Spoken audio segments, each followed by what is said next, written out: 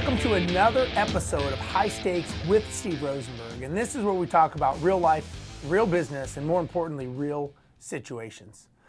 You know, obviously, you'd have to be a moron to not understand that the economy and everything that we know for the last 2 or 3 years is changing. Well, let me rephrase that.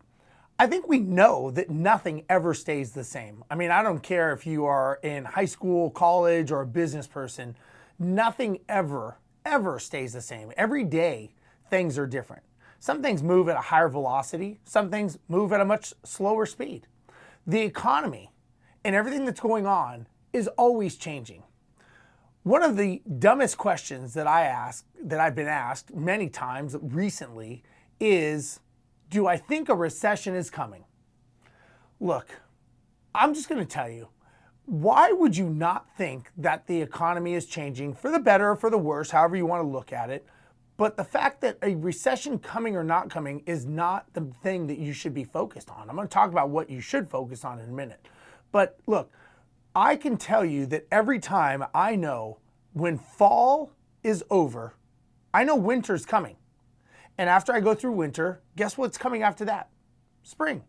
And then summer, then fall, then winter, right? It's a cycle. The economy, everything that we do is a cycle.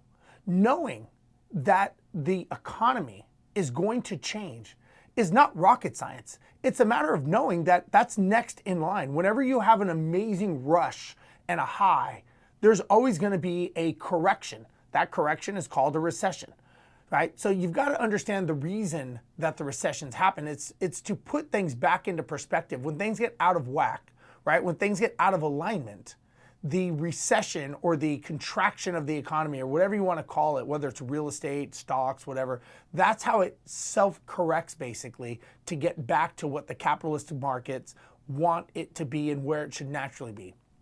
I think of this, I used to fly to Australia and I was doing a route as an airline pilot. I was going there, a couple times a month. And about 2-3 years ago, they had some major fires. I mean, it was just wiping out the country. You thought the whole country was just going to be engulfed in flames at some point.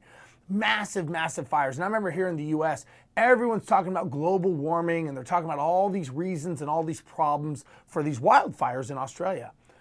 And I remember when I would go there and I would look at these fires, I would see, I could actually drive and see that it was just days before the fire was going on and just basically decimated an area. And I started talking to some of the local people and I was like, wow, this is amazing. I'm like, a lot of people are saying global warming and this other stuff. I don't believe that, but I was asking them, what is your opinion? And they were like, we've been having fires like this forever. This is how nature corrects itself, right? So a fire, a forest fire, is the same thing as a recession in my mind. It's just correcting itself. So the fact that a recession is coming or a recession is not coming, I don't really think that that should be your focus. What I think you should be focusing on is how do you prepare for it and how do you capitalize on it? Now, there are people that make money both in an up market and there's people who are going to make money in a down market. The question is how do you make your money and how do you focus on making the most amount of money for you?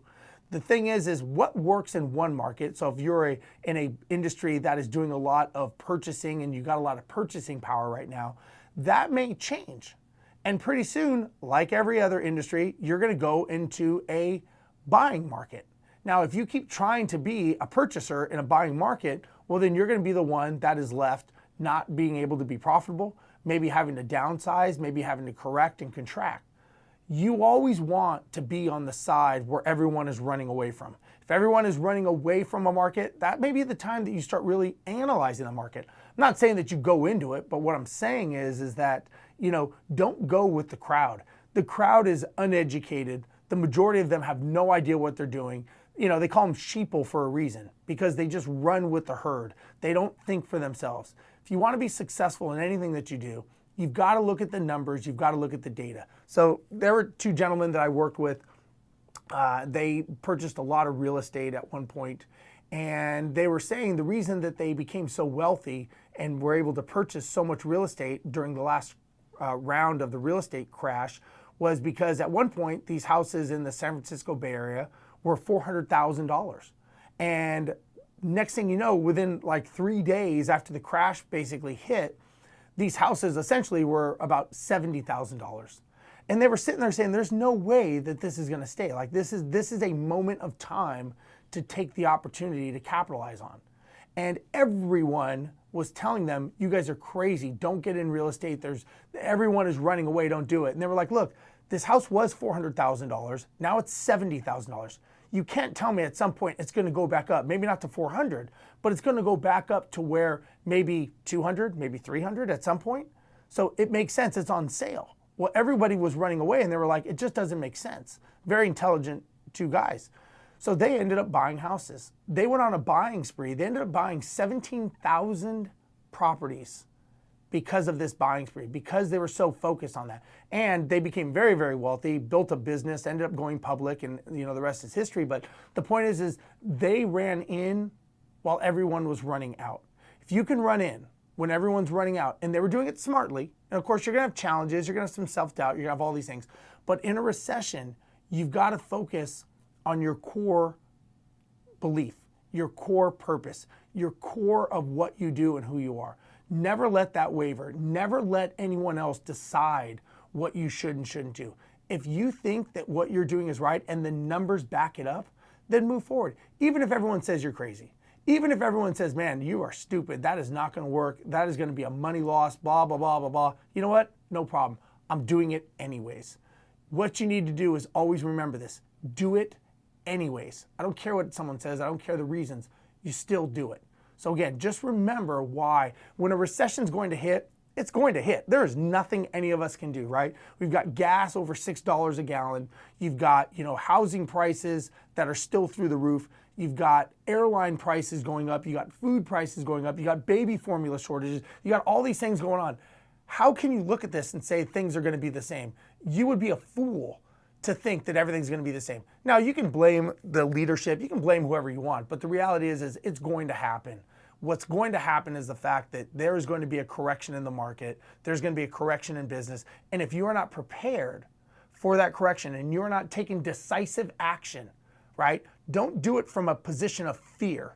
This is actually the time, in my opinion, that you can become successful. This is when you can actually take action to do what you need to do to be the most successful, to be able to take advantage of a moment of time.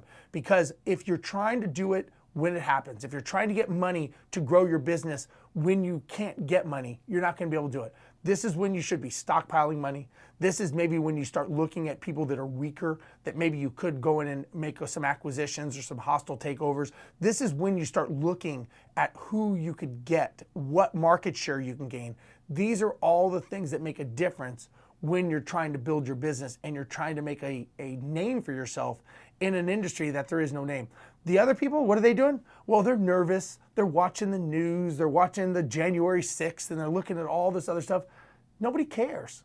Nobody cares. You have to make sure that when you are preparing for your strike and you're preparing for your business, the one thing you have to do is you have to be decisive and you have to be ready. The only way you're going to be ready is by being prepared. So I hope this helps. This is Steve Rozenberg with High Stakes with Steve Rozenberg. Make sure that you like, comment, share, spread this out to everybody, and I will be back next week with another video. Thank you.